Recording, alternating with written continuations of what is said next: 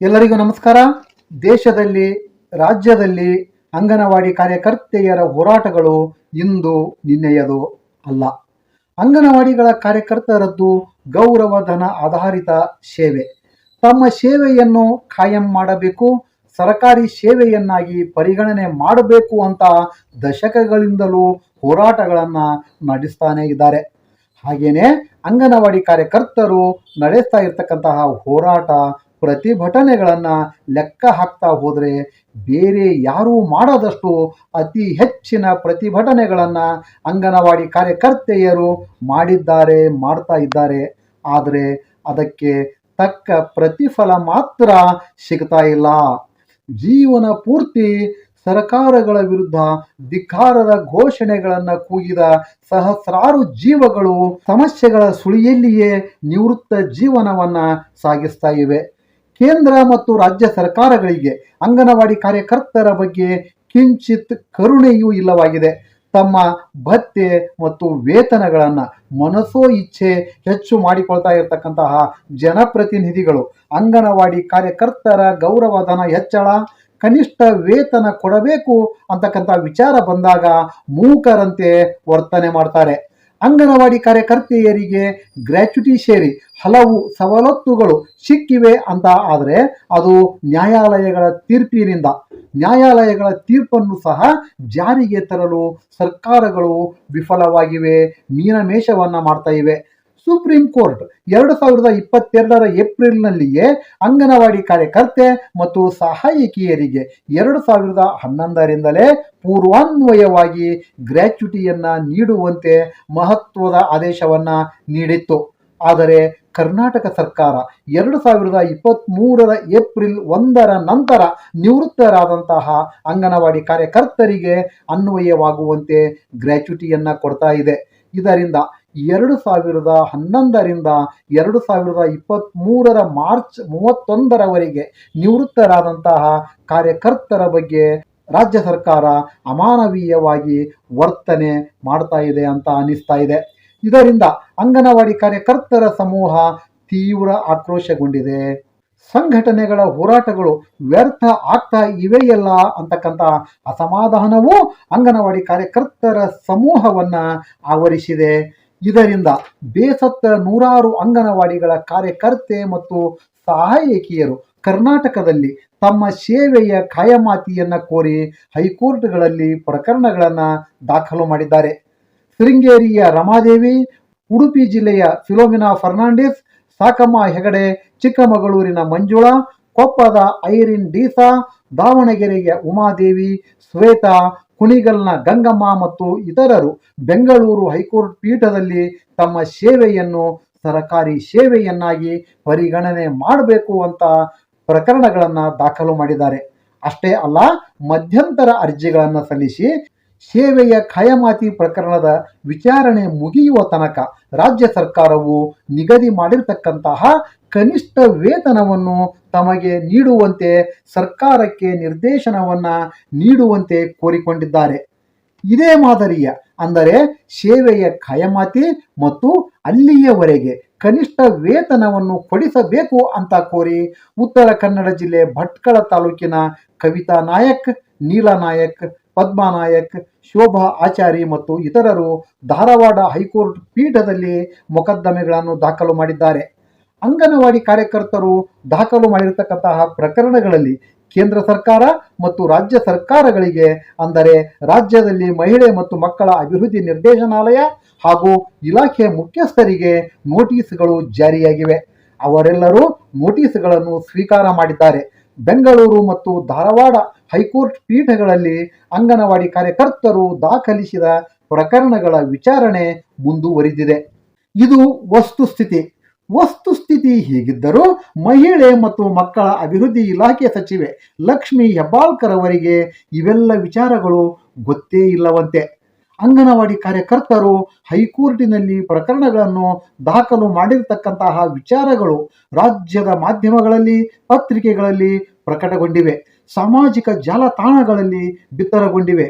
ಹಾಗಾದರೆ ಸಚಿವೆ ಲಕ್ಷ್ಮೀ ಹೆಬ್ಬಾಳ್ಕರ್ ಅವರಿಗೆ ಇವೆಲ್ಲ ವಿಚಾರಗಳು ಗೊತ್ತಿಲ್ಲವೆಂದರೆ ಹೇಗೆ ಅನ್ನೋದೇ ಅತಿ ದೊಡ್ಡ ಯಕ್ಷ ಪ್ರಶ್ನೆಯಾಗಿದೆ.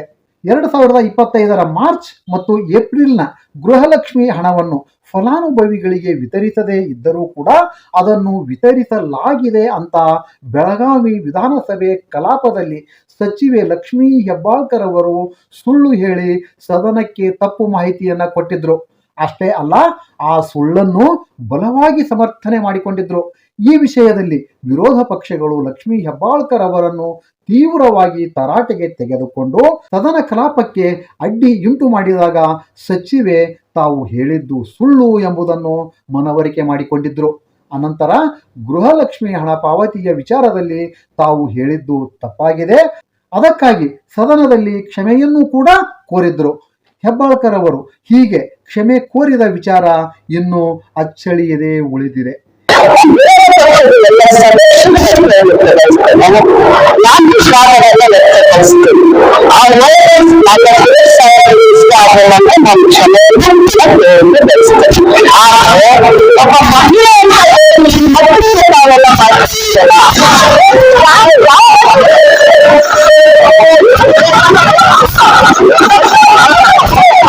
ಹೀಗಿದ್ದರೂ ಸಚಿವೆ ಲಕ್ಷ್ಮೀ ಹೆಬ್ಬಾಳ್ಕರ್ ಅವರು ಮತ್ತೊಂದು ಸುಳ್ಳನ್ನು ಹೇಳಿದ್ದಾರೆ. ಈಗ ನಡೆಯುತ್ತಿರುವ ವಿಧಾನಮಂಡಲ ಕಲಾಪದಲ್ಲಿ ಸದನಕ್ಕೆ ಗುರುತರವಾದ ತಪ್ಪು ಮಾಹಿತಿಯನ್ನ ಕೊಟ್ಟಿದ್ದಾರೆ. ಬೆಳಗಾವಿ ಅಧಿವೇಶನದಲ್ಲಿ ಚುಕ್ಕೆಯ ಗುರುತಿನ ಪ್ರಶ್ನೆಗೆ ಸಚಿವೆ ಲಕ್ಷ್ಮೀ ಹೆಬ್ಬಾಳ್ಕರ್ ಅವರು ತಪ್ಪು ಉತ್ತರವನ್ನ ಕೊಟ್ಟಿದ್ರು. ಈಗ ಬೆಂಗಳೂರು ವಿಧಾನಮಂಡಲ ಅಧಿವೇಶನದ ವಿಧಾನಸಭೆ ಕಲಾಪದಲ್ಲಿ ಚುಕ್ಕೆ ಗುರುತಿಲ್ಲದ ಅನ್ಸ್ಟಾರ್ಡ್ ಪ್ರಶ್ನೆಗೆ ತಪ್ಪು ಉತ್ತರವನ್ನ ಕೊಟ್ಟಿದ್ದಾರೆ. ವಿಜಯಪುರ ಜಿಲ್ಲೆ ಇಂಡಿ ಕ್ಷೇತ್ರದ ಶಾಸಕರಾದಂತಹ ಯಶವಂತರಾಯ ಗೌಡ ಪಾಟೀಲರು ಚುಕ್ಕೆ ಗುರುತಿಲ್ಲದ ಪ್ರಶ್ನೆಯನ್ನ ಕೇಳಿದ್ರು. 2026ರ ಮಾರ್ಚ್ 11ರ ಬುಧವಾರದ ಕಲಾಪದಲ್ಲಿ ಸಚಿವರು ಈ ಪ್ರಶ್ನೆಗೆ ತಪ್ಪು ಉತ್ತರವನ್ನ ಕೊಟ್ಟಿದ್ದಾರೆ. ಏನದು ತಪ್ಪು ಉತ್ತರ, ತಪ್ಪು ವಿಚಾರ? ಅಂಗನವಾಡಿ ಕಾರ್ಯಕರ್ತರು ಸೇವೆ ಕಾಯಮಾತಿ ಮತ್ತು ಕನಿಷ್ಠ ವೇತನವನ್ನು ಕೇಳಿ ಹೈಕೋರ್ಟ್ ಮೊರೆ ಹೋಗಿದ್ದಾರೆ.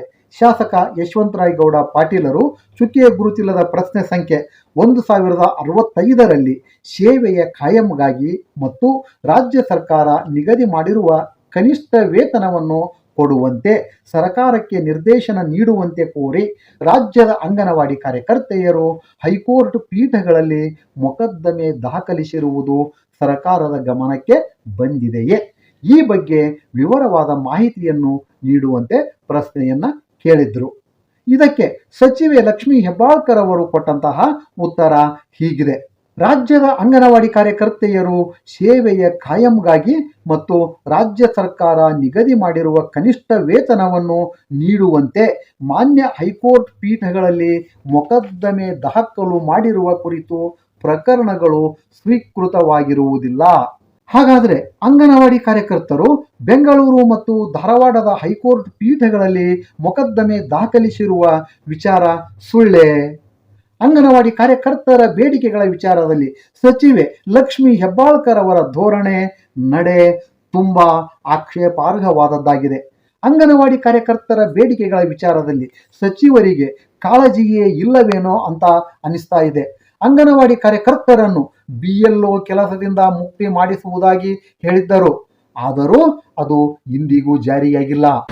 ಅಂಗನವಾಡಿ ಕಾರ್ಯಕರ್ತರ ಹಾಗೂ ಎಲ್ಲ ಸಂಘಟನೆಗಳ ಬಹುದಿನದ ಬೇಡಿಕೆಯಾದಂಥ ಚುನಾವಣಾ ಕೆಲಸ ಅಂದರೆ BLO ಕೆಲಸದಿಂದ ವಿನಾಯಿತಿಯನ್ನು ಕೊಡಬೇಕು. ಅವರಿಗೆ ಬಹಳಷ್ಟು ಕಷ್ಟ ಆಗ್ತಾ ಇದೆ, ಮಕ್ಕಳನ್ನು ನೋಡ್ಕೊಳ್ಳೋದು, ಅಂಗನವಾಡಿಯನ್ನು ನೋಡ್ಕೊಳ್ಳೋದು, ಜೊತೆಯಲ್ಲಿ BLO ಕೆಲಸ ಮಾಡೋದು ಭಾಳಷ್ಟು ಕಷ್ಟ ಆಗ್ತಾ ಇದೆ ಅಂತ ಪದೇ ಪದೇ ನನ್ನ ಭೇಟಿಯಾಗಿ ಮನವಿ ಮಾಡಿದರು. ಇವತ್ತು ಇದೇ ವಿಷಯವಾಗಿ ರಾಜ್ಯ ಸರ್ಕಾರದ ಮುಖ್ಯ ಕಾರ್ಯದರ್ಶಿಗಳಾದಂಥ ಶಾಲಿನಿ ರಜನೀಶ್ ಅವರ ಜೊತೆ ಚರ್ಚೆ ಮಾಡಿದ್ದೀನಿ. ಅದಕ್ಕೆ ಅವರು ಒಪ್ಪಿಗೆಯನ್ನು ಸೂಚಿಸಿದ್ದಾರೆ.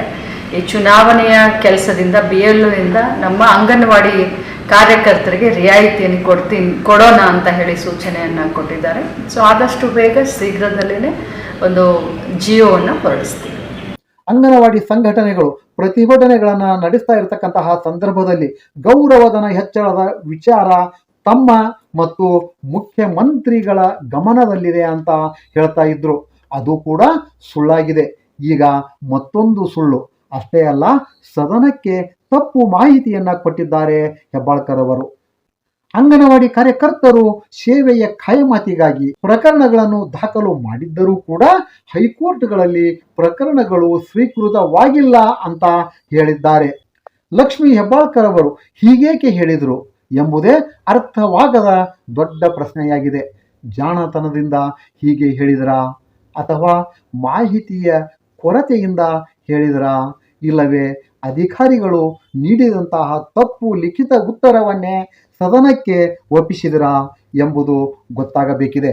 ಜವಾಬ್ದಾರಿಯುತ ಮಂತ್ರಿಗಳು ಪದೇ ಪದೇ ಸದನಕ್ಕೆ ತಪ್ಪು ಮಾಹಿತಿಯನ್ನ ಕೊಡುತ್ತಿದ್ದಾರೆ ಅಂದ್ರೆ ಏನರ್ಥ?